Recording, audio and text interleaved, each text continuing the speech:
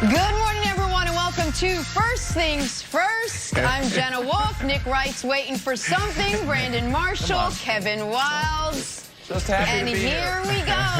Just happy to be sure here, you you are. guys. Just happy to talk about whatever the first story might be. Just take a big gulp of that scorching hot coffee. Was there some good games on last night? I don't know. October's Let us talk be a about good the month. only game that probably mattered. Hey, we got baseball. I'm sure we got football to Oh, I know. No, let's get to this one. NBA Finals kicking off last night. Lakers and Heat, but really just Lakers. And let's face it, it was really just LeBron and AD.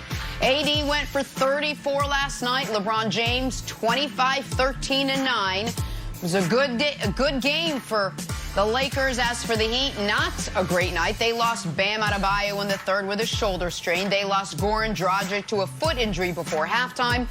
And Jimmy Butler rolled his ankle, but did manage to stay in the game. Lakers were up as many as 32 in this one. They get the win. Here is LeBron James on what the Lakers learned in Game 1. I think you can learn so much more from a win than you can in a loss. And I can't wait to get for tomorrow for us to get back together and watch the film and see ways we can be better and see some of the breakdowns that we had, especially in that fourth quarter, especially in that first 6 minutes of the first quarter, where we could be so much better defensively and also so much better offensively. So I can't wait. I'm extremely amped up about watching the film with our ball club tomorrow. We talk about how damn near perfect that we have to play, and that was nowhere near it. There's nothing to be said. We can watch all the film in the world. We understand, we know what we did not do. What we talked about we were going to do, we didn't do. We didn't rebound. We didn't make them miss any shots. We didn't get back. All of those things led to the deficit that we put ourselves in. All right, we'll get to the Heat side of this in just a second. But, Nick, for the Lakers, were you surprised with how easily they came out and dominated and won this game? Yeah, I was. I mean, I didn't expect a 75-30 run. I didn't expect through 30 minutes the three clutch sports clients of AD, LeBron, and KCP to outscore the entire Heat team 56-55. I didn't expect that. I didn't expect LeBron to have more rebounds and assists than the entire Heat starting five. But I did expect the Lakers to win, and I did expect LeBron and Anthony Davis to present some unanswerable questions for this team. Let's start with AD quickly here. Bam, let's hope his shoulder's fine. I think he re-aggravated an injury he suffered in Game 5 against Boston, so you hope Bam's fine. Bam has to be exponentially better on both ends, but particularly on the defensive end than he was last night, or AD's going to average 35 a game in this series. And then there's LeBron. And I just wonder, for folks out there, and maybe even some folks on this show, I'm not sure, I'm not naming names, Kevin Wilds, do we still want LeBron to attack more? Do we still want to question LeBron's approach? Do we still want to put up fancy graphics of how terrible the Lakers' three-point shooting is? Or do we want to trust that everything that man has done all year long was building to this moment? I don't care how many threes you've missed in a row, Danny Green. I don't care how bad you've looked at times, KCP. I will continue to show faith in you. So in the biggest moment of our season up to this point, down 13 in the first quarter of the Game 1 of the Finals, with LeBron going to the bench, you guys have the confidence and the experience to know you can take care of this. And by the time he came back in, the run was on, Brandon. It was a 75-30 run. The game was over. And I hesitate to say the series is over, but the series is over, Brandon. It's over. So Jenna, as I was prepping for this this show this morning, you know, I go down the hall and I saw my son's light on. And I said, son, why don't you take a walk with daddy? You know, because I want to open up my vocal cords. I want to open up my voice. So let's go for a walk so I can talk a little louder. Everybody in the house is sleeping. So I grab his hand. We're walking down the street and I'm like, son, I was not surprised that the Lakers won. However, I was shocked how they won, and it was so easy. And he looked at me, he said, Daddy, and he's 5 years old. He has a twin sister, Ziggy. And he said, Daddy, how did they win? And I said, well, I told the good people of America yesterday it's going to come down to one thing, this matchup between AD and Bam. He said, AD and Bam, what about LeBron James? Isn't that LeBron James' team? I said, it is, son, but it's all about AD. He said, oh, okay, Daddy. I said, well, this is what you got to do, son. So when you get older, just look at the numbers. All you got to do is follow the numbers. When AD was on the court, they outscored the Heat by 23 points. And when he was on the bench, the Heat outscored the Lakers by 5. AD looked like a man-child last night. That was unbelievable. I don't remember AD being so aggressive in New Orleans. Now, was he a beast? Yes. But after every shot, after every rebound, yelling, screaming, pounding his chest, AD is absolutely unstoppable. I am shocked that the Heat had no answer for him. He is the difference maker. If they can't get him in check, they have no chance. They have no chance. They might as well pack up right now and just come straight down. You can go 95, 75 south, come down the Turnpike, down to Miami. This series is over.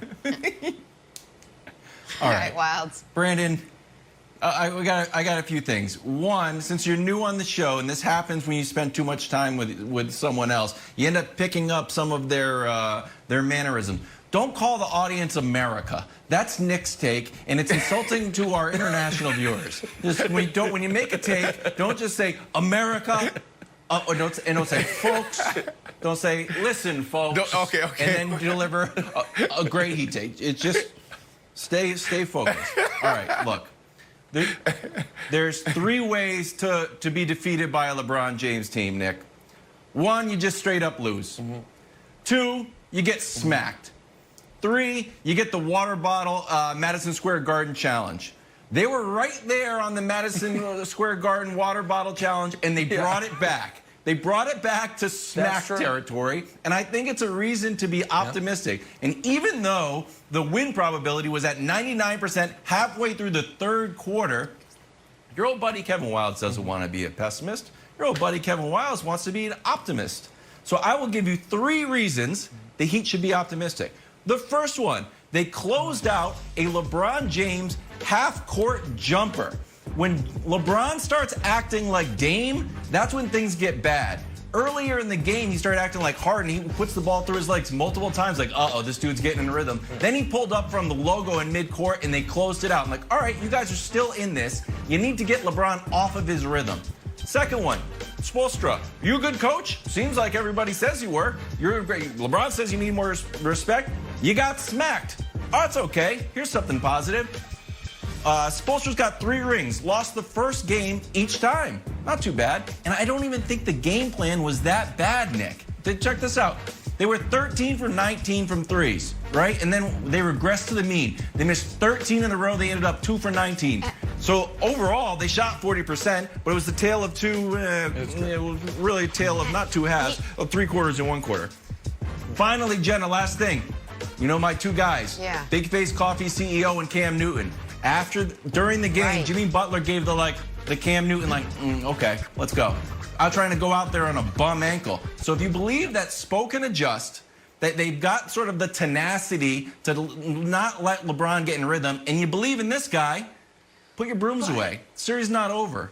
There's reasons to be optimistic despite a thrashing from LeBron. By the way, no one should have their brooms out. 5-5-5-5 has been how this is always going to go. Gentleman's sweep, not regular sweep. But what? That's a great optimism guide, Wildes. Here's the maybe simpler answer, Jenna. For the first time in a decade, LeBron James is in the finals, not playing a team with 3, 4, or 5 Hall of Famers. So guess what? His team's going to win. He hadn't lost a series as a favorite in a decade. So his team's going to win. Right, and And Wilds, you put together that great optimism guide, but you got 3 guys who are now hobbled, 2 of which may not even play in game 2. So now we have to kind of readjust and rewrite the optimism guide. But I love that there is a guide, and I think that's exactly what Miami needs. Game 2 tomorrow night, guys. We'll see. It's a great guide. I love it. Nice font. Big game coming up this weekend, guys. Pats and Chiefs. The question will be, can Cam and his offense keep pace with Mahomes and his offense? That's next. This is First Things First. But he got contact lenses, and now Jameis is okay. Anyway, little humiliating action. But we go from football to football. Pats at Chiefs. I get it.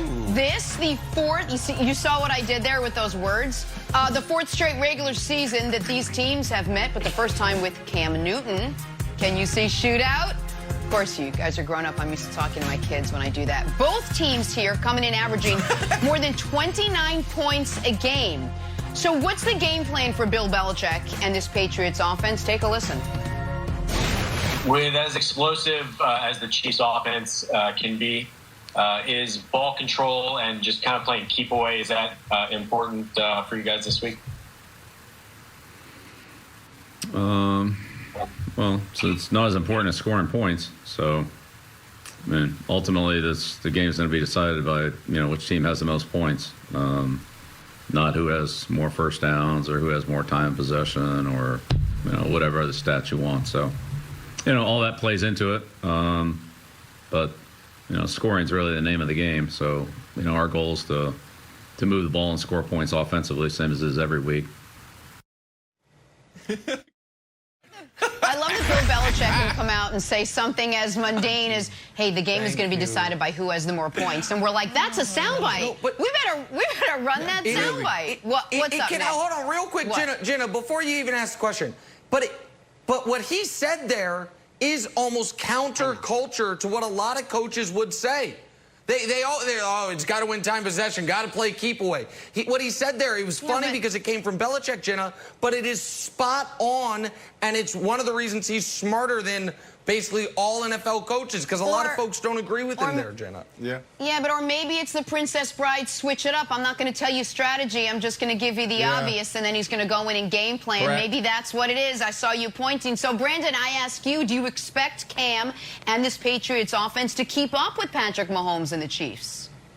I mean, well, you said it, Jenna. It's going to be a lot of chess being played. It's going to be a lot of switching up of schemes and different approaches from quarter to quarter.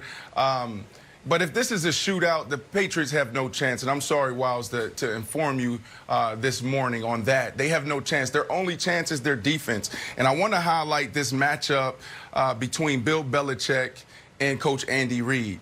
The last 4 games, they're tied 2-2. But if you really watch those games, and I know you guys won't, so I'll save you some time and I'll kind of lay it out for you. I mean, it's just pure master minds going at it. It's pure chess. Every game is different. What Coach Andy Reid did, 3 games ago, he switched it up the last game. What Coach Bill Belichick and the defense did, in 2018, they switched it up last year. Let's go to week 14 of last season. The Patriots did something really interesting.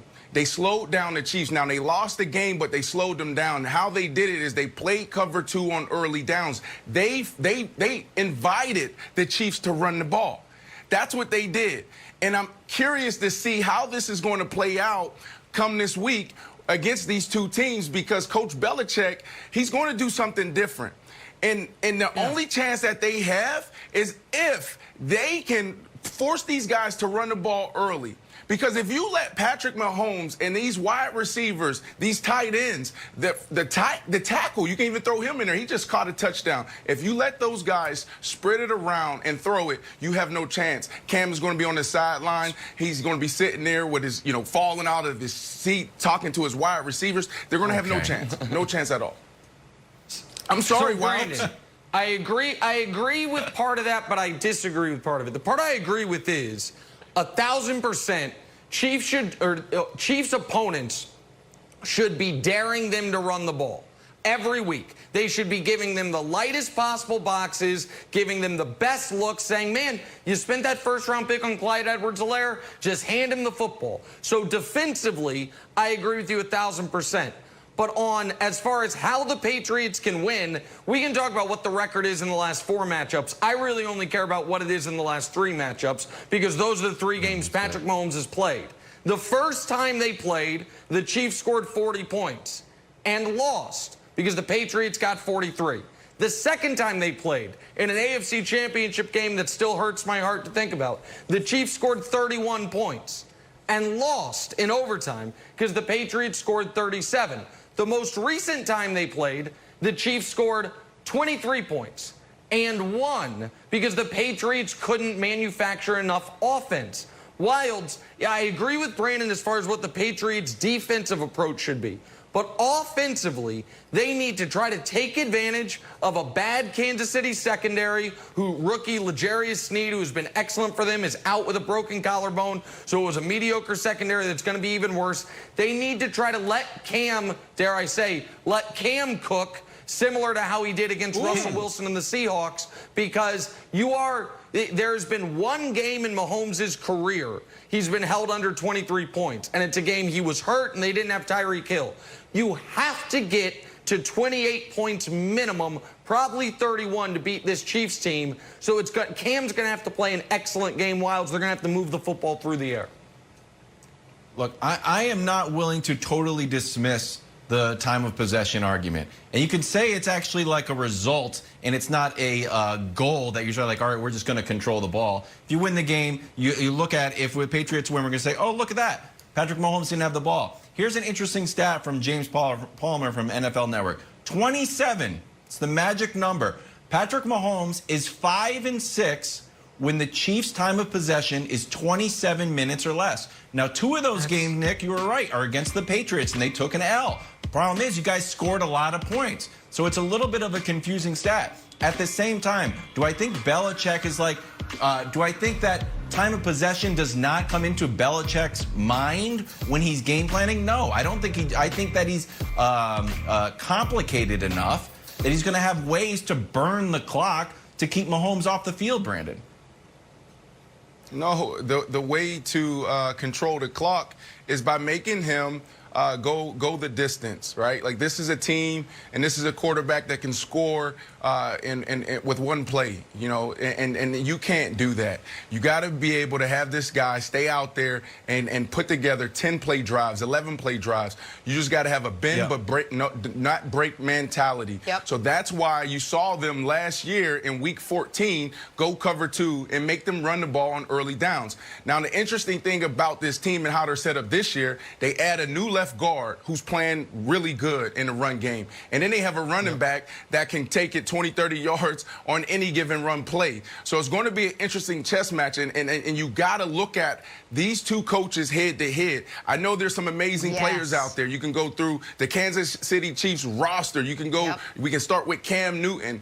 But this is really about Bill Belichick and Andy Reid. So watch what they do on early downs. Are they going wide? Are they playing these bunches? On the defensive side, is Coach playing cover 2? Is he playing man-to-man? Is it 8-man box? Is it 6-man box? You got to watch this chess match. Yep, I love it. Going to come down to coaching. All right, well, the Patriots really could use that win. They got themselves some stiff competition in the division in Buffalo, which leads us to this question. Is Josh Allen a serious MVP candidate after his hot start for the Bills? We discuss next. First things first. He's definitely the Bills' MVP. Welcome back. Time now for a little game we like to call Contender or Pretender. Seems self-explanatory. The Eagles have stumbled out of the gate to the tune of 0-2-1. Carson Wentz, the big reason why. Worst passer rating in the league. So, Brandon, are the winless Eagles a contender or pretender to win the NFC East? Oh, they're definitely a contender. I said it yesterday that this is not the toughest division. It's the messiest division. You look at the record.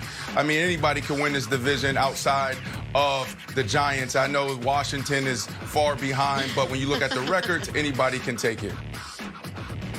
Brandon, you're saying everyone except for the Giants. The Eagles and the Giants have won the same amount of games this year. And the Giants quarterback, despite his lifelong commitment to turning the ball over, has been better than Carson Wentz so far this year. Now, it's not advocating for the Giants, but the Eagles are pretenders. You have Ertz and you have Alshon Jeffries still. Alshon Jeffries about to come off on ice. Yeah, and so Okay, is the Eagles. Alshon Jeffrey's about to return. Okay, They'll get in rhythm. They'll hit their stride. They've done this the last 4 years. They've done this the last 4 years, Nick. Okay, I got to talk to you start like more to be about this discussed. commitment to Alshon Jeffrey that you have. You guys must have a bond. Maybe you work out together. Maybe you guys train in the offseason. I don't know. This idea that Alshon Jeffrey is going to all of a sudden be the panacea for the terrible football team. I don't totally understand it. Well, it's one of the struggles. He has no wide receiver play. He has nobody doing their job out there. So if you get this guy back, it's going to help him out tremendously. Is Alshon Jeffrey a good let's move tackler? it along. Because that's what they need the wide receivers to be able to tackle guys after Wentz throws a pick. Speaking of good tacklers, that defense. Let's talk some Steelers. They're off to a 3-0 start. Big Ben's elbow holding up. And again, that defense is great, but they still have to hold off the Baltimore Ravens. So, Brandon, are the Steelers a contender or pretender to win the AFC North? Contenders, 100%. Look, I picked them to win the Super Bowl, and everybody laughed at me. I love what they did on the defensive side of the ball last year. They cleaned up a lot, and they have so much work to do on the offensive side. I don't think Big Ben hit his stride yet, but once this guy gets in rhythm, the running game is looking good. This team will be able to compete with anybody on Sunday. All right, so, Brandon, I am not too proud of a man to admit when I may have been wrong about something. And I might have been wrong about the Steelers. The defense looks as good as it did last year. Big Ben's elbow hasn't fallen off yet, however, it still might. For the time being, the Steelers, who I picked to come in third in their division and you picked to go to the Super Bowl, right now look like contenders. So while I reserve the right to go back to my original take, right now I must admit they appear to be contenders, and you appear to have been correct on the Steelers heading into the year, Brandon. Such a good dude. You're such a good dude. It's a very eloquent way of just saying you were right. On to the Bears now. They've also managed a 3-0 start. What? I gave you a backhanded compliment. They've also managed a 3-0 start despite making a quarterback change from Trubisky to Foles. They are getting ready to host the 2-1 Colts on Sunday. Brandon, start with you. Are the 3-0 Bears a contender or pretender to win the NFC North? Pretenders. I mean, I like Nick Foles. I love the city of Chicago. I talked about it yesterday. Love playing in Chicago. I mean, it's just a sports town. But this team, they may finish third in their division.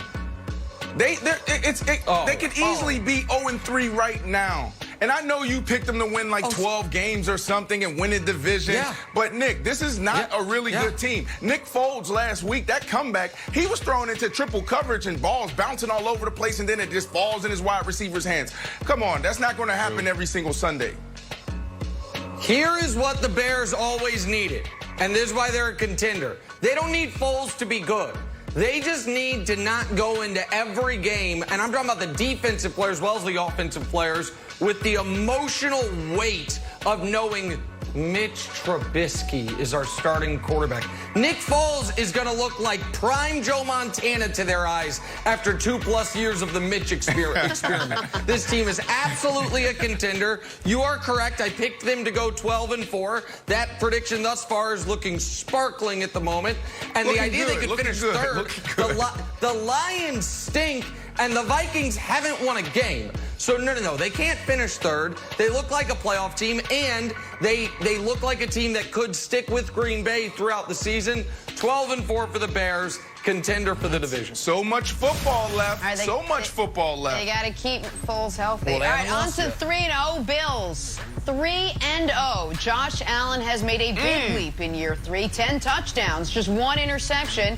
And he's got a pair of rushing touchdowns for good measure. So, Brandon, is Josh Allen an MVP contender or pretender? Josh, Hey, bud, I really like you, man. I'm going to stand on the table for you all year. Last year, you showed the NFL who you were and you arrived. You answered the bell. And this year, I'm going to continue to stand on the table for you. But when we talk about the MVP, man, I'm sorry. I don't have your back here. I got to go with my guy out west, Russell Wilson, number 3. So I'm sorry. I can't put you. You're playing really good. You're playing amazing. But I can't do this right now. You're a distraction to Russell Wilson's let him cook MVP season. All right, for America, I will right now. Here we go. Just contact me off the air. If you want to bet on Josh Allen to win MVP, Wiles, this America thing? I'll be yeah, that's what he's talking about. I will be the house.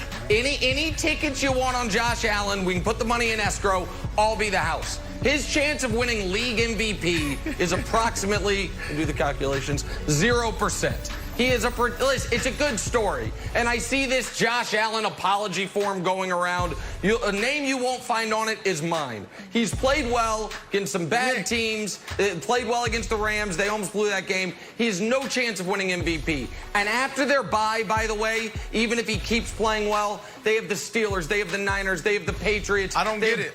Monster defenses. He'll come back down to earth. Come on. It's a good story. He's not a league MVP. You just showed me. Listen, the last point you just sat up there and said, Brandon, you know what? I was wrong. And now we're talking about Josh Allen, and you won't admit that you're wrong. I just don't get it. Who are you? I'm not wrong. Who are you? Are you a guy? No. Are you a guy that can stand up and say, you know what? Oh my goodness. Yeah. If I'm wrong, I will admit I'm wrong.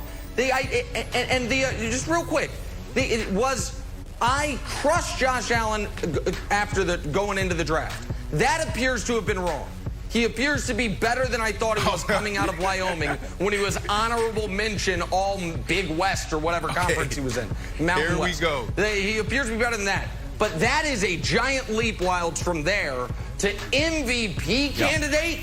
Can you just imagine Josh Allen win league MVP? No, you can't. Come on. Go ahead, Wild. Okay, he's not winning MVP because that division belongs to the Patriots, so you can't come in second, and they're not going to get the wild card, so I don't think he's MVP. The other thing to keep your eye on here, Jenna, budding controversy. Remember Odell's controversy with his watch? Josh Allen wearing the rarely seen quarterback watch. Controversial. If we do it to Odell, we got to do it to Josh Allen. It's going to be a big storyline through this year that he's wearing a watch. Keep your eye on it. Great take. It's like a great take. It will be a great take if he does it in a game. I don't care if the whole team knows what time it is in practice. Let me see you do that in a game, and then I'll jump on your corner, okay? I'm all fired up because I was really fired up last year about this. Hey, I got one last contender-pretender for you, the Miami Heat. Contenders or pretenders in the NBA Finals after what happened to them last night. Next, first things first. Practice is one thing. You wear that watch in a game, I can't. Start Saturday strong as the 9th-ranked Texas Longhorns go up against TCU. It all starts with the Big Noon kickoff pregame show, 10 a.m. Eastern, all part of Big Noon Saturday on Fox and the Fox Sports app. Back to our top story this morning, Game 1 of the NBA Finals. Lakers and Heat, and LeBron and AD had their way with Miami. AD went for a game-high 34. LeBron putting up 25, 13, and 9. And as good as things were for the Lakers, it could not have gone worse for Miami.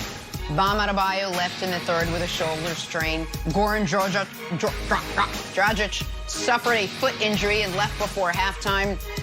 Jimmy Butler rolled his ankle. He did, though, manage to stay in the game. Lakers get the win. They are now up 1-0 in this series. Here's LeBron James on what the Lakers learned in Game 1. I think you can learn so much more from a win than you can in a loss. And I can't wait to get for tomorrow for us to get back together and watch the film and see ways we can be better and see some of the breakdowns that we had, especially in that fourth quarter, especially in that first 6 minutes of the first quarter, where we could be so much better defensively and also so much better offensively. So I can't wait. I'm extremely amped up about watching the film with our ball club tomorrow. We talk about how damn near perfect that we have to play, and that was nowhere near it. There's nothing to be said. We can watch all the film in the world. We understand, we know what we did not do. What we talked about we were going to do, we didn't do. We didn't rebound. We didn't make them miss any shots. We didn't get back. All of those things led to the deficit that we put ourselves in. And it was a deficit, trailing by as many as 32 at one point. Our basketball aficionado, Chris Broussard, joins us now. Broussard, I'll start with you. Were you surprised with how easily the Lakers handled Miami last night in Game 1? Well, look, I've been saying this is a mismatch of epic proportions. It's one of the biggest that we've seen in the NBA Finals. I picked the Lakers to win it in 5, but I'd be lying if I sat here and said I expected them to be up by 32 points and basically cruise to an easy victory. I thought that the Lakers would win a competitive game. I thought they might win by 9, 10 points or less. But look, nobody's surprised by what Anthony Davis did in scoring 34 points, even though only Michael Jordan, Allen Iverson, and Kevin Durant had higher scoring finals debuts. Nobody's surprised that LeBron James had a near triple-double and played well. The shocking thing or surprising thing was how well the Lakers shot. 11 three-pointers in the first half. And then they hit nearly 93% of their free throws. If they do that, the Heat, who already have a minuscule chance of winning this series, have absolutely no chance. And that's the thing. If their shooters can stay hot, and what Miami's going to do is probably zone up almost not exclusively, but a lot here, and force those other guys to shoot from 3. But if they're hitting like they did yesterday or even close to that, this thing is definitely over. Yeah. Yeah, not about free throw shooting, but in regards to the three-point shooting, it's almost like having the greatest player of all time all year long have faith in you, continue to pass you open, hit you on open shots, and go process over results and not buy into put your head down, LeBron. You've got to take over. You've got to be more aggressive. It's almost like that. There was a plan there, and it's paying dividends in the biggest moments of the season. If only anyone could have seen something like that coming. But, Jenna, here's how non-compelling last night's game was. I woke up this morning checking Twitter, and I see, Chris Broussard has a 5.5-minute video recap on Twitter. And I'm like, I'm excited to watch it. By the 2.5-minute mark, he's relitigating Giannis versus LeBron MVP. It's like, man, this game is so whack. There's so little to do. He's like, but here's why Giannis still should have been MVP. Because he's looking at the camera. He's like, the hell you want me to say here? The Lakers have the best player, the second best player. Their role players played better. The Heat got hurt. It was bad news for them. The other problem, Brandon, is going to be this. People pretended like the Heat, Jimmy Butler can guard LeBron. No, he can't. Jay Crowder can guard. No, he can't. Iguodala can guard. No, he can't. They have to double LeBron. And you can't double him. He's going to always make the right play. And so their plan was to double LeBron, and that's what got the Lakers shooters going on wide open shots. So the Heat are in real trouble. And my pick of Lakers in 5 is in trouble because that means the Heat have to win a game. And it's hard to find a game for them to win after seeing Game 1, Brandon.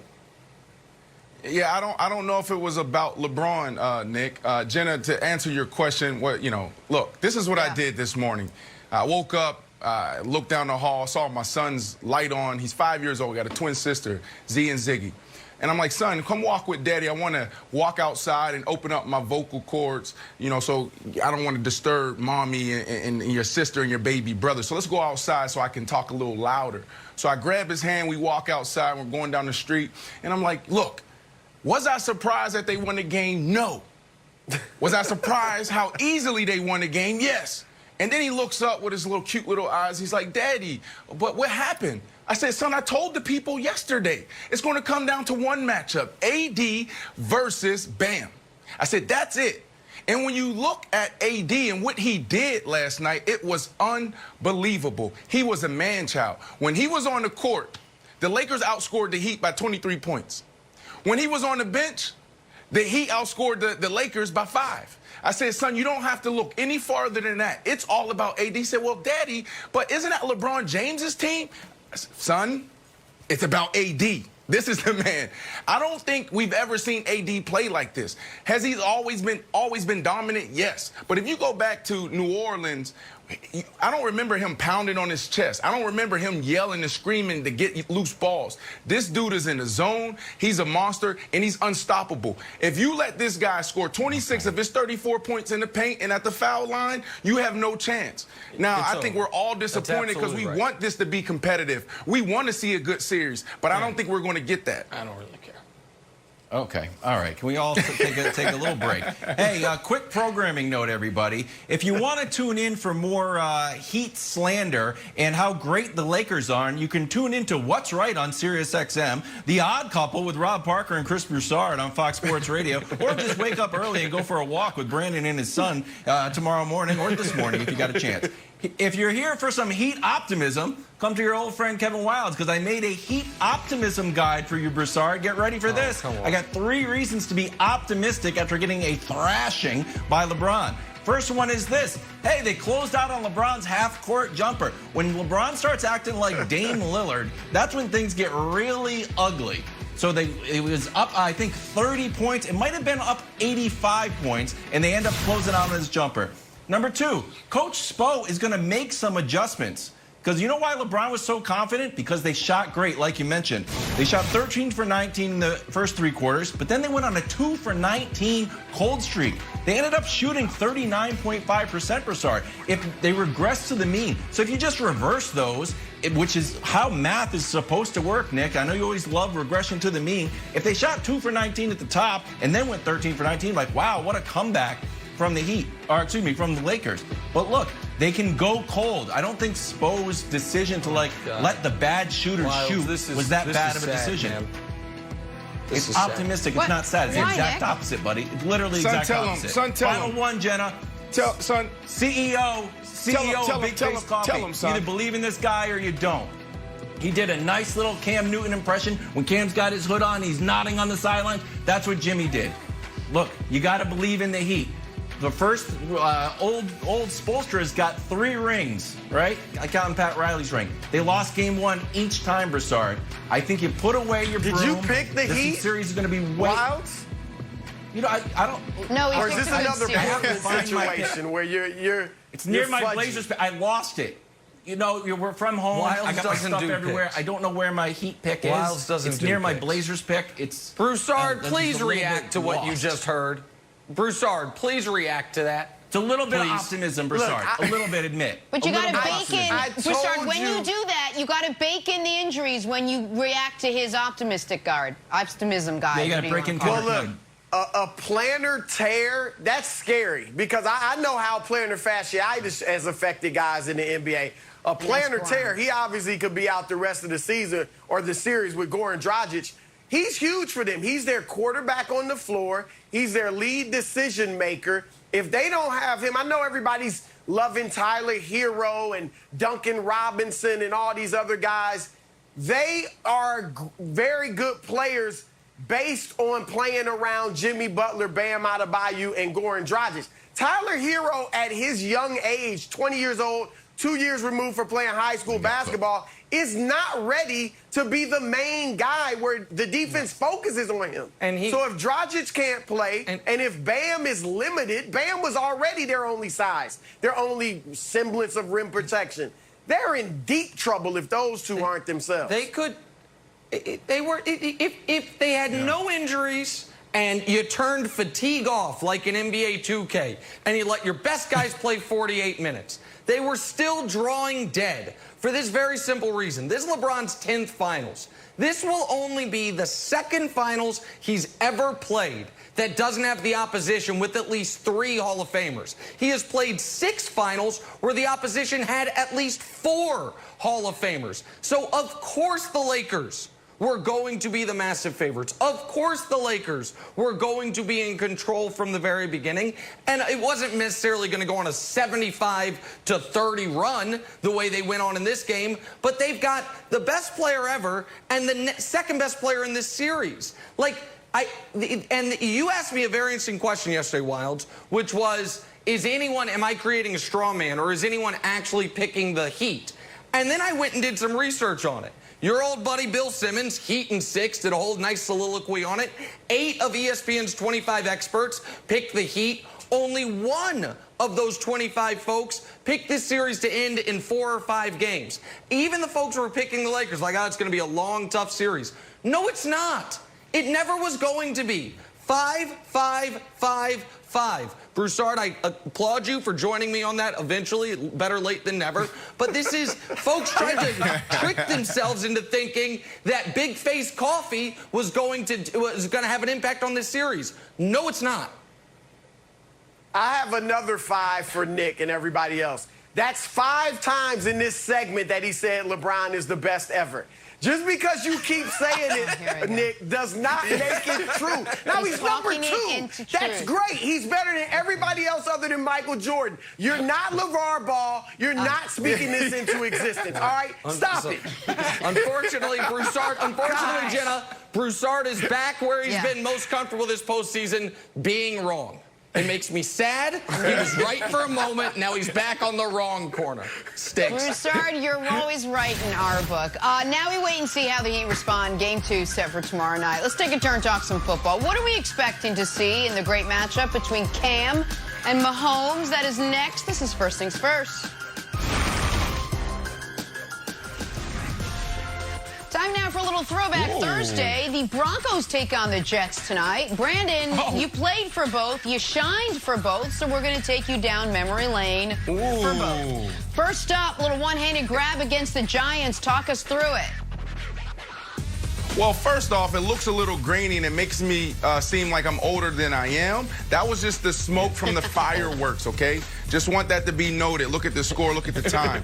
But this play was awesome because... Duly noted, my friend. I went to Coach McDaniels. Well, no, because I went to Coach McDaniels and said, Coach, they're playing man-to-man. Just call hitch, and if they play press, I'll be able to convert it to a go ball and just throw it up. And you'll see the reaction between me, Coach, and Kyle Orton. It was all fun. I run to the sideline because it was a big moment for us to start the game. Yeah, Kyle. That's great. Ooh, all right, then this one from your Jets days, climbing the ladder over Joe Hayden for the score from your guy, buddy, Fitzy. Fitz magic. No, like I told you guys this before. My all-time favorite team to play for had a magical year with Fitz magic, throwing up the oops. Yep. That's all you got to do. Listen, all the quarterbacks out there, when you have a receiver that is big, just throw it up to him, let him make a play. Live and die with that. You guys are taking me down memory lane. This is awesome. Let's make our Super 6 picks for tonight's Broncos-Jets game. One of the questions, which team will win and by how many points? Nick, who you got? I want America to know this is one of the biggest games of the year. The battle for the number 1 overall pick is on right now. The battle for sunshine for Trevor Lawrence.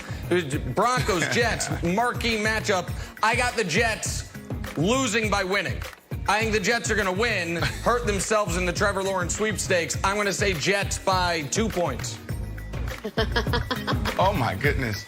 All right, anyways, Denver flying to out east. They're on the road, so I'm going to go with the Jets by 3. Sam Darnold will get it done. Okay, I'm going Jets by 6. Adam Gase keeps his job despite rumors swirling that this might be it for him if he loses.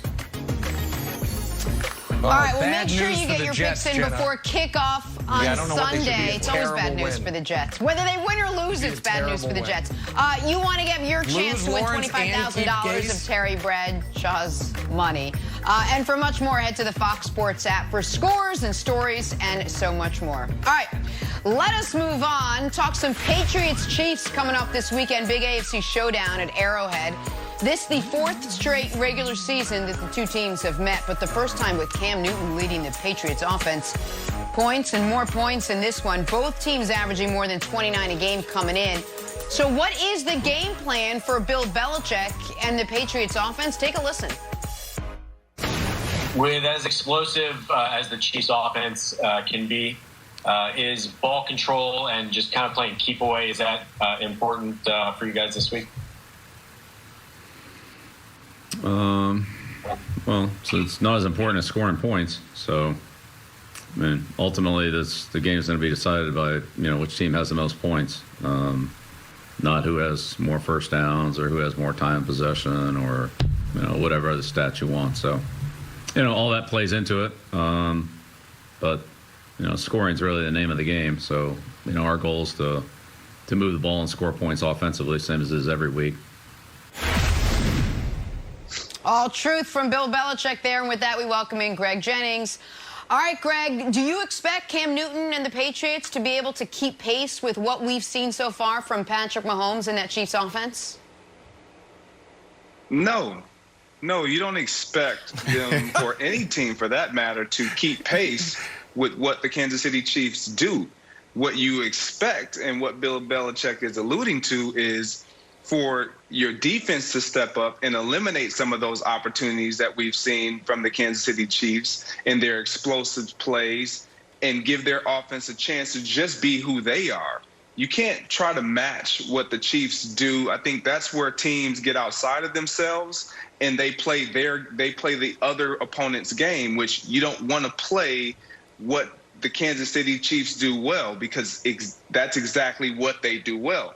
You're playing into their hands. This is a team that you do need to play ball control if you can, which the Patriots can do that, but that means moving the ball methodically down the field and essentially playing defense by offense as well as defense by playing good defense and getting that Kansas City Chiefs team off the field. Greg, I agree with you.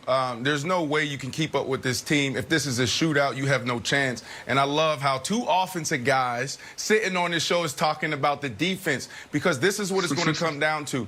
If the Pats, if they want to be in this game, they got to rely on the defense. And I go back to this series, the last 4 games. I know the teams has changed and schemes has changed, from one game to the next. But it's really interesting because it's more about Andy Reid and Bill Belichick, that matchup. I mean, we're seeing two masterminds play chess at the highest level. So you need to really tune in and watch what your team is doing. Is this team going back to week 14 like last year, playing cover 2, that's going to try to contain him from making those big plays that Greg just talked about, forcing the Kansas City Chiefs to run the ball offensively? I mean, you can't even keep up with the Chiefs. They throw so much at you. They can be in bunches in one play, in one drive. They can spread you out the next. They can rely on the run game. They can rely on the screen. They can rely on taking shots. So you really can't keep up with them. The only chance that you have is forcing these guys to run the ball. I think this is going to be a game to watch because of these two coaches. I know there's a lot of players out there, but Bill Belichick and Andy Reid, they're going to be doing it at the highest level. This is going to come down to coaching. What do you, Brandon, who's the better coach? Bill Belichick or Andy Reid? Who has more rings? Bill Belichick. You got to go with that. Bill Belichick is the better coach. Yeah. So why do you say there's no chance? Because when you got probably the best quarterback to ever play the game, and not only that, he has and 4 Mahomes. or 5 weapons. The last time we seen an offense like this was actually in New England, the 07 New England Patriots, or even the 99 2000 St. Louis Rams. We haven't seen a prolific offense like this since then. So that's the reason why. Yeah, Bill Belichick is great, but what he's facing is something that this league hasn't seen in a very long time. Wilds, let me throw a question your way. Who's right now the best coach in the NBA? Right now, who's the best coach in the NBA? Well, you want me to say something other than Greg Popovich, but I'm going to say Greg Popovich. No, I want you to say Greg Popovich. That's the right answer. How did his team look in the playoffs? How did his team look in the playoffs this year? Oh, did they not make it? They look like the best coach doesn't win. Wait. So a team. They don't have their so all of a sudden, maybe it's not just who has the best coach. Why would you ever pick against Bill Belichick? I don't understand. Because the other team has Patrick Mahomes. Like, come on. That's not, and it's not like the Chiefs are coached by an idiot. They're coached by the second best coach of his generation, Andy Reid, second only to Bill Belichick. Now let's talk about what Belichick said. Debatable. The goal is to score points. That is What's debatable, Brandon? What's debatable? Second greatest coach, debatable. Second greatest coach is debatable. Go through your point, but that's debatable. That could be an entire segment. Okay, that's fine. And it would end on the second best coach of the year is Andy Reid. That's fine, but I will continue. Andy Reid, even predating Mahomes, has figured out how to score in this Belichick defense. Since Andy Reid took over the Chiefs in 2013, they are averaging 33 points per game against Belichick, the most of any team in the league by far. They have the highest winning percentage of any team that's faced Belichick multiple times, of any team in the league in that era. Like, Andy Reid has done as good of a job as anybody against Bill Belichick defenses. So what is the Patriots' hope?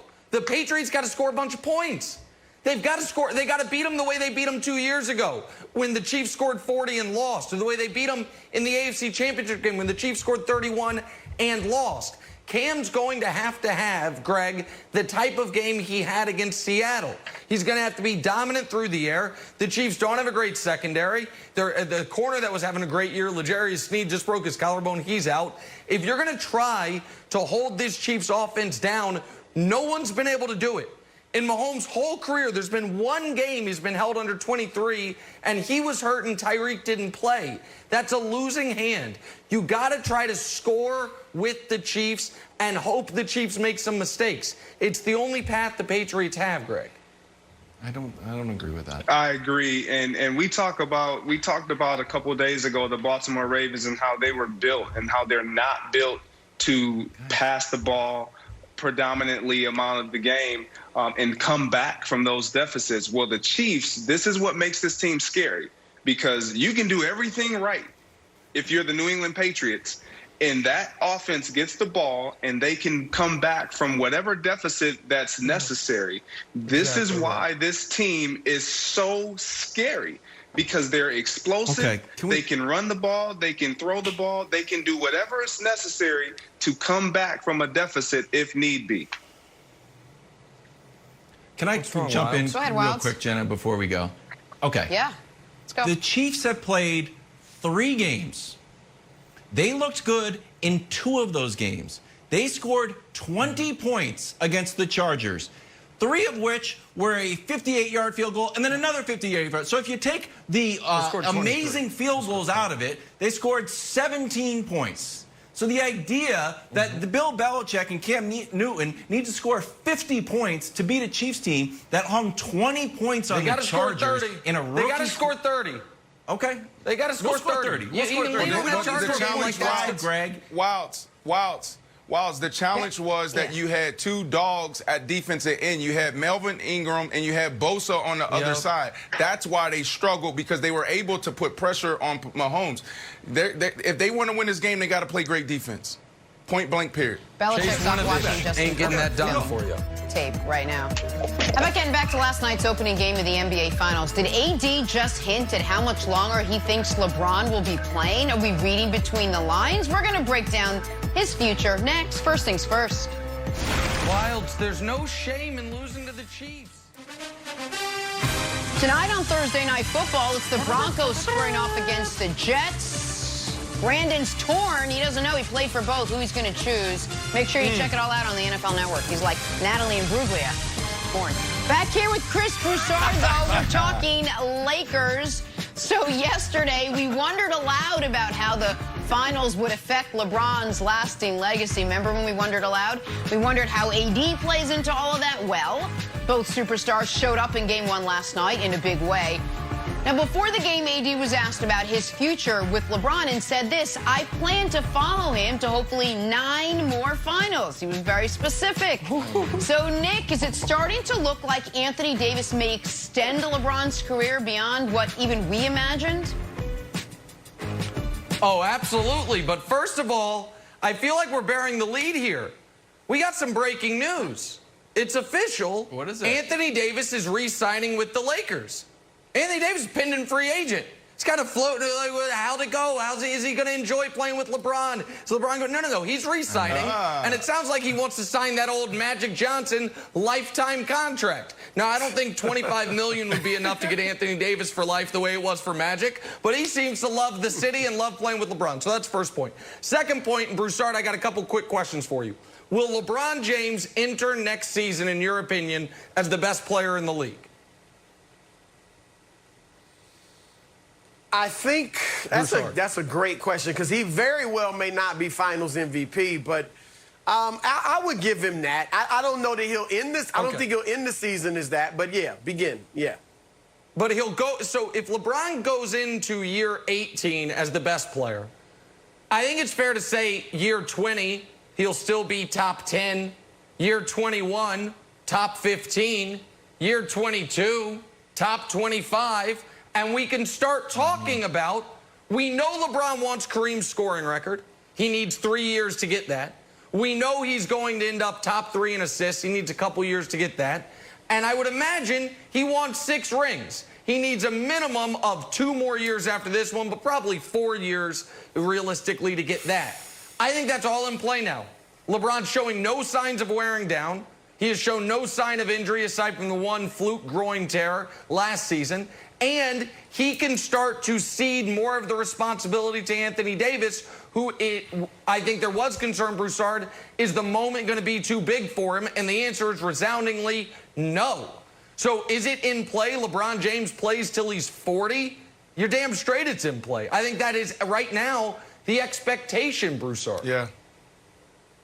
Yeah, 40, I can live with that. Obviously, AD made an overstatement that was even bigger than the not 1, not 2, not 3, not 4, with the 9 he might finals. still end up with that. But the sentiment is correct. And I know Nick thinks he's the only guy on earth that felt this way. But I and many others were saying from day one, look, the natural progression for the Lakers now that they have AD is that AD will eventually become the best player, the #1 guy on the team, and LeBron will still be a top 5, top 10 player. Now, I don't really like Nick's math because you generally don't decrease that smoothly. Oh, this year he was top 5. Yeah. Next year he's top 10. Next year, after that, he's top 15 still. Yeah. Usually You're generally you not fall the best off player quickly. in the league in year 17. Yeah, No, usually. he's Chris, you're He's right. an outlier Generally, his whole I'll career. give you that. I'll give you that. But this could be Magic. This is Magic Kareem in reverse. Okay? Halfway, really, throughout Showtime, Kareem was not a very good rebounder. He averaged about 6 rebounds for the last 10 years of his career, virtually all of Showtime. But because he had Magic, the young guy, and he had the unstoppable Sky Hook, Kareem won his last title at 41.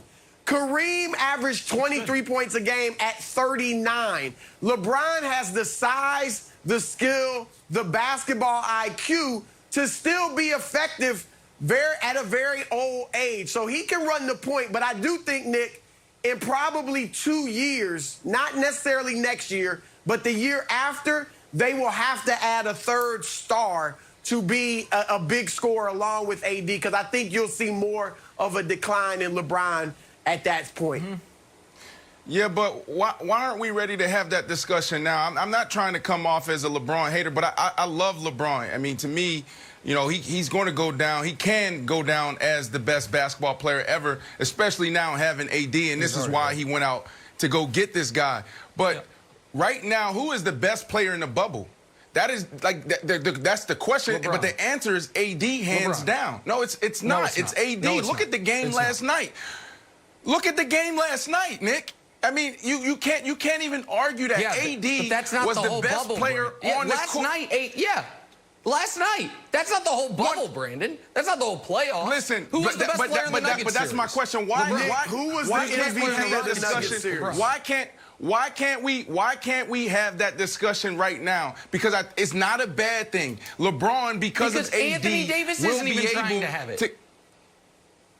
Yes, he is. He said, "This is why I came here." When he hit the big shot, he said, "This is why I came here. I want that shot." And as a player who's been a number one guy, not trying to compare myself to an all-time great, but as a player who was the number one receiver, if a receiver went to Jay Cutler and said, "Jay Cutler, in those moments you throw me the ball," I would have been pissed off. So that was a telling moment for me. That was, to me, was a shift that Anthony Davis thinks he can lead this team right now, and I think he's doing that. Now, LeBron James reminds me of a cornerback that goes to safety. He can play till he's 40. He can play till he's 42, 44. Yep. He has the skill set, and he also has the intelligence to be able to do that. He's doing it now. He goes from forward to point guard. He's already in that transition. I think this is a good thing for LeBron James. Kevin, jump in here. I could see him playing for much longer, and we've gone 7 minutes in this segment and haven't mentioned Michael Jordan, the greatest player of all time. Michael Jordan averaged 20 at 39, but it wasn't with the Bulls. Nick, LeBron's not afraid to move around a little bit. The guy likes, looking at Trulia, looking at different condos in different parts of the country. Broussard, do you think he stays with the Lakers for the rest of his career? Yes. I do. Yes, absolutely. Yes, I don't. 100%. Why would he leave? 100%. He's not. He's got everything going on in L.A. Yeah. His kids will be in school. Exactly. He's playing with Anthony Davis. Anthony Davis will be in his prime for the rest of LeBron's destination. career. Right. Oh my God. Exactly right. And you're not going to get a better teammate than AD. No. AD just made it clear he's re-signing. Okay. Go ahead. What? So your whole thing, you did a big thing yesterday. It's about winning. It's not about his kids. It's not about, better restaurants. Yeah. It's not about the sunshine. It's just about winning. And if he's just about winning and the situation in LA changes and there's a better situation somewhere else, it's not like it's insane to talk about him coming to the Garden. There isn't a better situation. There isn't a better situation. You have AD who, and I know you guys are saying 2-3 years out where he's going to be the number one player in the NBA. Like, there's not a better situation anywhere. He's not going anywhere. I think the question, 10 years from now. Just to address. Oh, well, I don't think he's going to play 10 years from now. I think he's going to play in year 26. I do think he might play in year 22, maybe even year 23. Okay. Quickly to Brandon's point. Anthony Davis said himself, I want to follow LeBron to 9 more finals. Eventually, that baton will be passed. But because AD was slightly better or even much better in Game 1, that does not mean that baton is already passing. LeBron's been the best player in these playoffs. I think everyone acknowledges that. No. That's not what he meant. LeBron until he's 46 years old. LeBron until he's 46 years old will always be the leader on any team he's on. So that's not what that meant there. Okay, that's fair. AD can be the best player physically, but mentally and as a leader, LeBron would be that guy. That's fair. One day I'll be 46, and then we'll all be able to talk about it. Broussard, thank you so much, as always. We're going to switch gears, talk some football. That day Who's under more was pressure to win a Super Bowl this year? Nick, stop. Patrick Mahomes. We're in practice, right? They doing pregame, warming up, tossing and throwing the ball. Jay Cutler and B. Marshall get into it. B. Marshall yell out, I made you. You know what I mean? You want for me.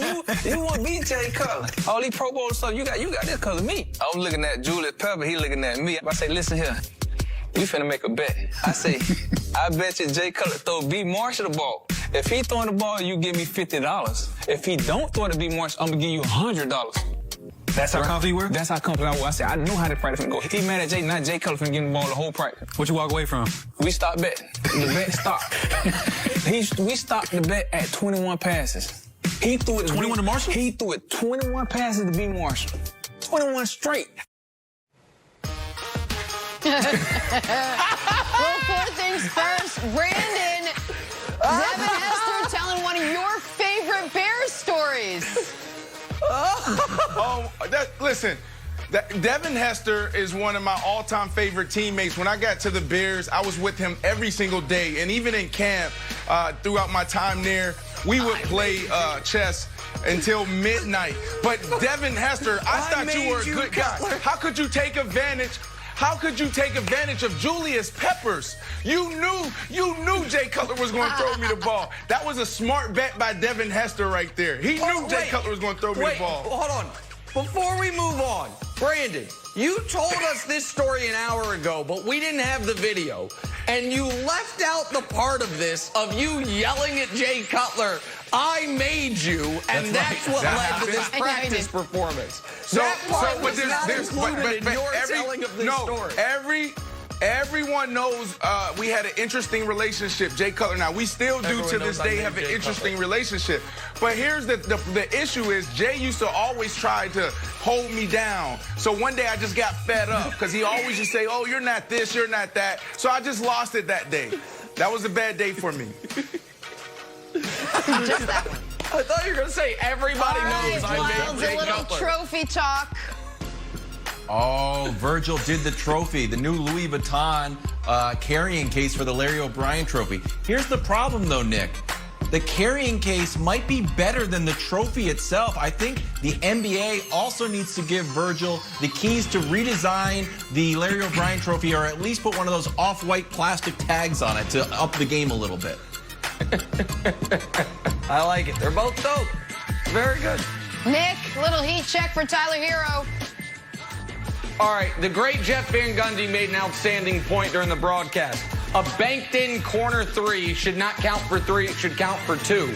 So I agree with that, but now we're going to be -1 on expected points. So we need to find a way to add a point by changing the rules. So I have a second addition to the Van Gundy rule change.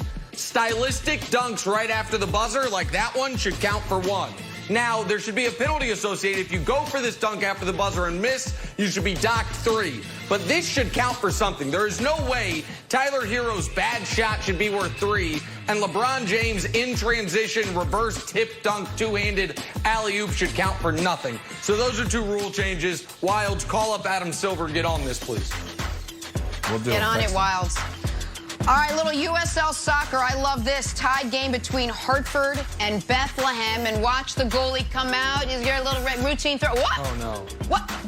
I didn't see a human right in front of me. Literally right in front of me. It turns out that is the go-ahead goal. It turns out that goal off Danny Barrera's heel, little nothing heel tap, little effortless heel tap, puts Hartford in first place in their group. And if you're the goalie, are you throwing this ball out with your eyes closed? Is this more of a Jameis Winston thing? I see players, but I don't see uniforms.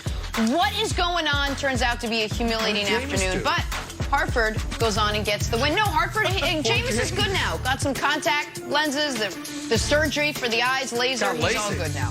All right, let's keep talking quarterbacks. Forgot the word, but only at an inappropriate time. Patrick Mahomes and Russell Wilson taking home Player of the Week honors in their respective conferences for their stellar play this week. Mahomes leading the Chiefs over the Ravens on Monday night, 5 scores. Russ also cooked up 5 touchdowns in an epic win over the Cowboys.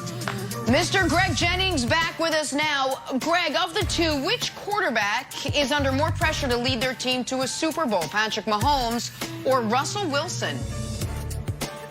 This is easy. It's Russell Wilson. It's simple. There's been 2 teams that their defense has allowed 25 points in the first 3 games, yet they start the season 3-0. Those 2 teams in 2018, Nick, your Kansas City Chiefs, and now the Seattle Seahawks. We know what happened with the Kansas City Chiefs. Their offense was special, but their defense blew it.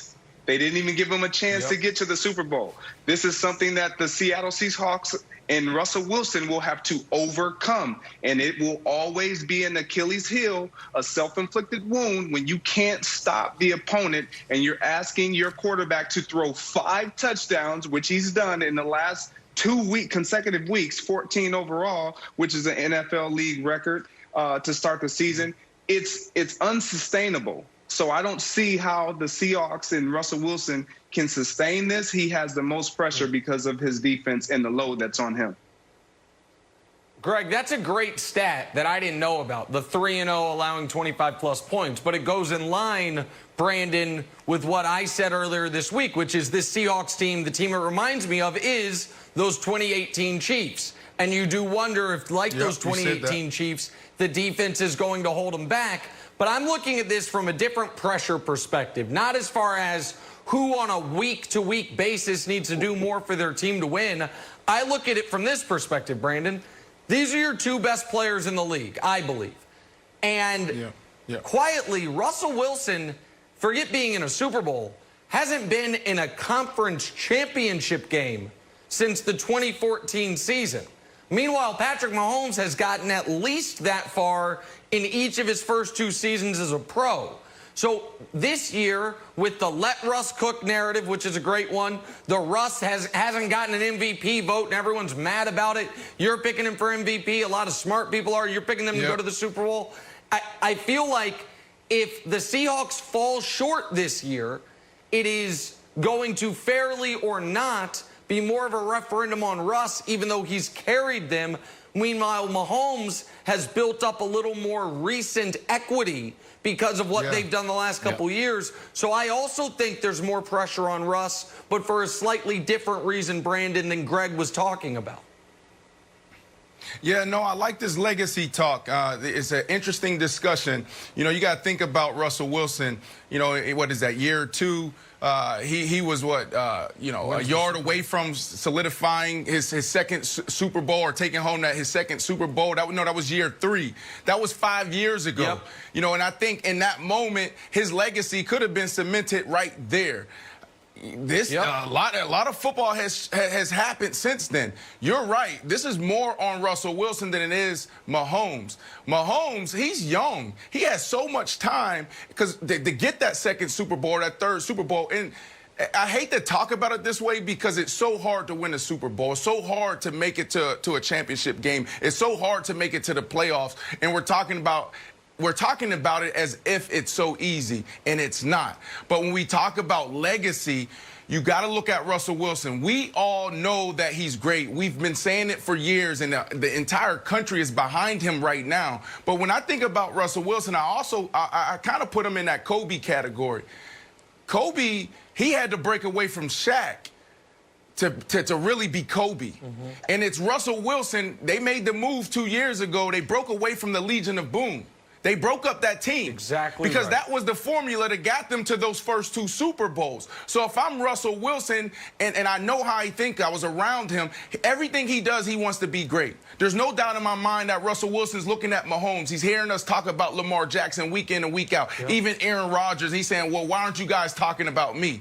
So I think that the pressure's on Russell for that very reason, is that he knows he can be in that discussion, and he knows that the Seattle Seahawks gave him the team. They broke up the Legion of Boom and said, okay, Russ, go cook. So I think, you know, at the end of this year, he will be the MVP. That was my pick. But when it comes to the pressure, it got to be Russ. Brandon, it is a great comparison. The Kobe doing it without Shaq. Because Kobe became the best player. He was a better player post-Shaq than with Shaq. Just like Russ is a far better player now than he was with the Legion of Boom and Marshawn Lynch. But the great departed Kobe Bryant needed those championships post-Shaq to validate everything. And if they don't, Wilds, if they don't get to the Super Bowl this year, I would almost be certain it's because the defense is the problem, not because of Russ. Yeah, 100%. But that's not how the sports analysis works. It's going to fall on the quarterback's head, and Russ needs to lead them on a deep playoff run while they are a Russ-based team rather than a defensive-oriented Marshawn Lynch run-based team to solidify himself as what I believe, Brandon believes, I think Greg believes he is, and you as well, an all-time great quarterback. But while he needs another run in order, in this iteration of the team, to solidify that, I believe. I'll throw a quick question back to you, Greg. If he had 2 Super Bowls, would you put him above Mahomes, or would you put him on another level? Just quick. I would definitely put him on another level. I wouldn't put him above Mahomes because what Mahomes is showing us. All right. So here's the thing, and I'm going to whisper this so all of America can't hear it, just most of America. He probably should have 2. Audience. You should have run the ball there. And Malcolm Butler, you know, we didn't get lucky. We planned on it. But you should have 2. And he was executing a bad play, but you should have 2. So the idea that he doesn't sit back there and be like, guys, I know I have one, but I really should have two, and we all know it. He never says it. Even like right after the game, he never talks about it. He should have two. And Greg, to your point, in another reversal weird thing, I think their terrible defense actually helps them. Mahomes is having fun out there playing, but they can win games on their defense. Poor Russell Wilson has to throw 5 touchdowns. It's like I feel like if they were swimming, for example, Patrick Mahomes is like a fast swimmer. Russell Wilson is also a fast swimmer. He's like, well, I'm getting chased by sharks. I have to do this. I have no choice. I'm not doing this for fun. So if I swim faster, it's because my life is in danger. I actually think, Greg, their terrible defense helps his MVP case. Well, that, because he's being chased by sharks, makes him under more pressure, correct? Yep. Exactly. Well, the defense is right. There's a lot of sharks. I get lost. Yeah. There's also jellyfish. The analogy starts to fall apart. That's exactly right. But Greg, can let me ask you guys a question real quick. Just real quick to Wild's point, because I think we all agree he came as close to winning a Super Bowl as any player ever has without winning it. Maybe you could argue the Bills, the Norwood miss. But even if he had that Super Bowl, I still think he's under this type of pressure because of the point Brandon and I was making, which is that was a different team with a different philosophy, with different personnel that was not based on what Russ can do. So even if he had those 2 Super Bowls, I still feel it'd still be 5 years, going on 6 years since he's been in the conference championship game, and the team not having, we wouldn't have seen them have high-level success when they are based on Russell Wilson. It's great for TV. I mean, this discussion is great for TV, but at the end of the day, he did something that it's hard for people to do. Yeah, he won a Super Bowl already. He will be a Hall of Famer. Sure. So I don't think Russ walks around with the pressure of, oh, I have to win a Super Bowl. And I know we're not saying it, but that's why I'm just people out there watching us. It's like, well, we're having this discussion because it's great. But at the end of the day, Russell Wilson is not walking around thinking, I have to win a Super Bowl to cement my legacy. I don't think he's doing that. Well, I know he's not doing that. He is walking Greg around Jennings, saying thank you Mr. so Unlimited much in that weird voice. For hanging out with us today. Much appreciated. We are going to talk some hoops, get back to a little basketball. The action from last night, LeBron and the Lakers, are they going to cruise to a title after that big Game 1 win, or do we have a series here? First things first. I have a great question, Nick. Baseball's postseason is here, and FS1 will be your home for the National League Divisional Series. It all gets underway on Tuesday, the NLDS on FS1 and the Fox Sports app. All right, back to our top story this morning. NBA Finals kicking off last night. Lakers and Heat, but really just Lakers. And let's face it, really just LeBron and AD. AD went off for a game-high 34. LeBron gave you 25, 13, and 9. As for Miami, not a great night. They lost Bam Adebayo in the third with a shoulder strain. They lost Goran Dragic to a foot injury before halftime, and Jimmy Butler rolled his ankle, but he still managed to stay in the game. Lakers up as many as 32 in this one. They get the easy Game 1 win. Here's LeBron on what the Lakers learned after last night. I think you can learn so much more from a win than you can in a loss.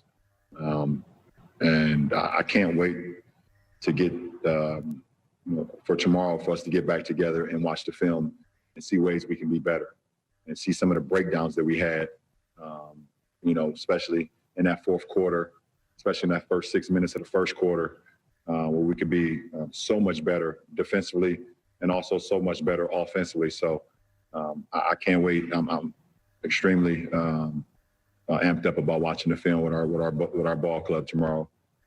We talk about how damn near perfect that we have to play, and that was nowhere near it. There's nothing to be said. We can watch all the film in the world. We understand, we know what we did not do. What we talked about we were going to do, we didn't do. We didn't rebound. We didn't make them miss any shots. We didn't get back. All of those things led to the deficit that we put ourselves in. So, Nick, I know you're not surprised that the Lakers won. Are you surprised maybe then with how easily they won last night? Absolutely. Yeah, I didn't expect them to go on a 75-30 run. And I owe the Los Angeles Lakers, LeBron James, Anthony Davis, and America an apology. Oh, God. Because I clearly, before these playoffs, wildly underestimated this team. I mean, I try not to do things like that, but I thought they were going to face a Game 6 in the conference finals. I thought they were going to face a Game 7 in the semifinals, and clearly they're not going to face anything past a Game 5. Now, maybe they won't even face a Game 5 in these finals, but clearly I underestimated the Lakers, and for that, I apologize. I am happy for LeBron. We always do this LeBron-Jordan comparison, and LeBron, I'm sure midway through the first half yesterday was like, oh, so this was what it was like for Mike playing the 92 Blazers. Oh, this is what playing in an NBA Finals when you're the best player ever, not against a super team, is like. Oh, it's fun. It's relaxing. You're just kind of controlling everything, not super stressed out. Yeah, enjoying yourself. You got all the answers to the test. So it was a nice moment for LeBron. Anthony Davis was spectacular. And the others, as Shaq always calls them, the others were massive in the first half. And again, Brandon, it's almost like LeBron's season-long faith in those guys when folks were like, drive to the basket, attack, take over games. It's like there was a plan and it paid off in the biggest moment of the season when they were down 13 in Game 1 of the NBA Finals and KCP and Caruso and Danny Green all made big shots. So, yeah, I mean, I didn't expect them to go on that type of run. I didn't expect it to be a laugher. But the Heat do not have answers, Brandon, for LeBron James, and certainly don't have answers for Anthony Davis. And that could make this an even quicker series than I thought when I picked the Lakers in 5. Yeah, Nick, I was shocked. I was stunned to see how this game played out. And I was trying to explain it to my 5-year-old son this morning. You know, I woke up this morning, I was like, son, go for a walk with Daddy. I want to open up my vocal cords. And I told this story earlier in the show. And I began to tell him about, you know, look, the Lakers played the Heat last night, and Daddy really thought it was going to be competitive because when you look at the Heat and how they're made up, they're a team. But then on the Lakers side, they have 2 of the best players. But I'm telling you, son, that I really believe that the Heat could be in this game because they play really good defense. And then they also got guys that can shoot the ball. But I told people yesterday, son, that it's going to come down to this one key matchup. The best player on offense in the bubble and the best against the best player on defense in the bubble. Bam versus AD. And AD, I mean, I know Bam got hurt in the third quarter, but this was after they went on their run. Like, AD looked like a man-child out there. He did whatever he wanted to do. I mean, when he was on the court, they outscored the Heat by 23 points. When he was on the bench, 5 points, Heat. Like, that makes no sense to me. Like, how do you come into this game in this moment and have that type of defensive outing? Like, this AD, I haven't seen him before. You go back to New Orleans, I've never seen him pound on his chest, yell and scream, be scrappy like this. This dude has something in his eyes that is next level. He was so good. It's so impressive. And I think that's the defining moment, is really that matchup between AD and Bam and that defense. He scored 26 of his 34 points in the paint and at the foul line. And then your son was like, Dad, can you just make my breakfast? Like, enough about AD and Bam. This is like a brilliant keep on. What's plantar fasciitis? What are you talking? I'm 5 years old. Look. If you want to hear more Lakers propaganda, you can turn into What's Right on Sirius XM. But if you want Heat optimism, come to your old buddy Kevin Wildes. Nobody All wants is Heat not lost optimism. for the Heat. I'll give you 3 reasons to be optimistic. 1, they closed out on LeBron's half-court jumper. 2, Spo's game 2 adjustments. What are they going to be? 3, Jimmy Butler. Look at this play by LeBron. Jimmy Butler not giving up, down by 30. You can't have LeBron turn into this LeBron when he starts jacking from mid-court. Doesn't work. Now, this guy has got to come up with something. Post-game, wasn't nervous. And Spo, I'll give you some credit, buddy. Let's look at the stat. I know Nick will be like, oh, LeBron's faith in Caruso and Danny Green was the key and feeding them the ball. Yeah. No, it wasn't. They just got hot early and they got cold late. They went 13 for 19, then they went 2 for 19. At one point, the Lakers missed 13 threes in a row. So the idea that their game plan was totally wrong is not true. And then 3, you got to trust in old Big Face Coffee. You got to think that Jimmy has got something. He's nodding his head looking like Cam Newton on the sidelines. I think Jimmy's got to come up with something. Now look, if the injuries happen, they're in a bad spot. Kendrick Nunn does not equal Goran's production. But Nick, I think, and get this twister, Jenna, I think that you need to be rooting for a longer series because there will be some in the media, not me, but some here we people go. that will say, I'm just putting it out there, that if LeBron sweeps, I know this where is you're not going. a Kevin Wilde's take, this is just me surveying the landscape. If LeBron sweeps, this will actually hurt his legacy. It's not my take, but it will be out there, so you should be rooting for a longer series. That it was too easy. This is so good because these are the last bastions. I thought the last grasp was going to be a championship, but a AD Finals MVP would be bad for him. But now, doing it too well in the finals would be bad for him, which is so perfect because once again, we've already heard from those same exact people. You know, it never took Jordan 7.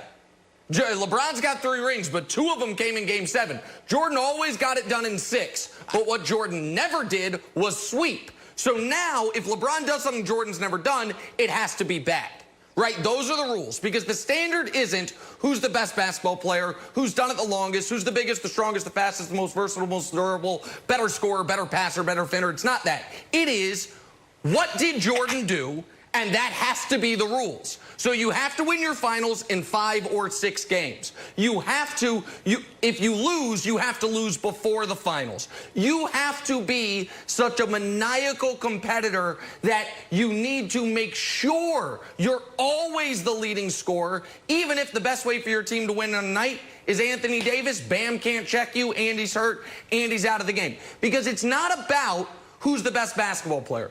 It's about protecting the legacy and the nostalgia of Michael Jordan. That's all it can be about anymore. LeBron's done this. He's in year 17. He just did this, made the finals look easy after dropping a 38, 16, and 10.